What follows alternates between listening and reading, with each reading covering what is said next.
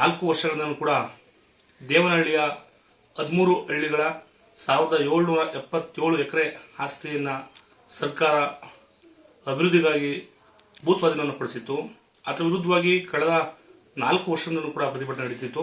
ಆದರೆ ಇತ್ತೀಚಿನ ದಿನಗಳಲ್ಲಿ ಕರ್ನಾಟಕ ಅನೇಕ ಸಂಘಟನೆಗಳು, ರೈತ ಚಳವಳಿ, ದಲಿತ ಚಳವಳಿ, ಕನ್ನಡಪರ ಚಳವಳಿ, ಯುವಕರು, ಕಾರ್ಮಿಕರು, ಹೀಗೆ ಅನೇಕ ಚಳವಳಿಗಳು ಮತ್ತೆ ರಾಷ್ಟ್ರ ಮಟ್ಟದ ರೈತ ನಾಯಕರು, ಚಲನಚಿತ್ರ ನಟರು ಎಲ್ಲರೂ ಕೂಡ ಒಗ್ಗೂಡಿ ದೊಡ್ಡ ಚಳವಳಿಯನ್ನು ದೇವನಹಳ್ಳಿಯಲ್ಲಿ ಮಾಡ್ತಾರೆ.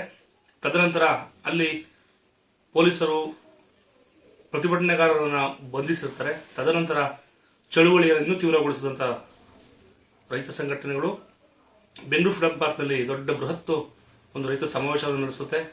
ಸರ್ಕಾರ 10 ದಿನಗಳ ಕಾಲ ಗಡುವನ್ನು ತೆಗೆದುಕೊಂಡು ಇವತ್ತು ಅಧಿಕೃತವಾಗಿ ಕರ್ನಾಟಕ ಸರ್ಕಾರ ಒಂದು ಈ ರಾಜ್ಯದ ಚಳುವಳಿಗೆ ಒಂದು ಮನ್ನಣೆಯನ್ನು ನೀಡಿ ಇವತ್ತು ಆ ಒಂದು ಭೂ ಸುಧಾರಣೆ ಕಾಯ್ದೆಯನ್ನು ವಾಪಸ್ ಪಡೆದಿದೆ. ಅಂತಿಮ ಅಧಿಸೂಚನೆಯನ್ನು ವಾಪಸ್ ಪಡೆದು ಸರ್ಕಾರ ಅಧಿಕೃತವಾಗಿ ಘೋಷಣೆ ಮಾಡಿದೆ. ಇದು ಈ ನಾಡಿನ ಚಳುವಳಿಗೆ ತಂದ ದೊಡ್ಡ ಶಕ್ತಿ ಅಂತ ಕೂಡ ಹೇಳ್ಬೋದು. ಕಾರಣ ಚಳುವಳಿಗಳು, ಸಂಘಟನೆಗಳು, ಹೋರಾಟಗಳು ಎಲ್ಲವನ್ನೂ ಗೆಲ್ಲಬಲ್ಲವು ಅನ್ನೋದಕ್ಕೆ ಇದೊಂದು ಮುಖ್ಯ ಉದ್ದೇಶ. ಹಾಗಾಗಿ ಯುವಕರಾಗಿರ್ಬೋದು, ಹೊಸ ತಲೆಮಾರಿನ ಯುವಕರು, ಕಾರ್ಮಿಕರು, ವಿದ್ಯಾರ್ಥಿಗಳು ಎಲ್ಲರೂ ಕೂಡ ಹೆಚ್ಚಿನ ರೀತಿಯಲ್ಲಿ ಸಂಘಟನೆಗಳಿಗೆ ತೊಡಗಿಸಬೇಕು. ಸಂಘಟನೆ ಗಟ್ಟಿಯಾಗಿ ಉಳಿದ್ರೆ ಮಾತ್ರ ಈ ದೇಶದಲ್ಲಿ ಸಮತೋಲನವಾಗಿ ಬದುಕಕ್ಕೆ ಸಾಧ್ಯ.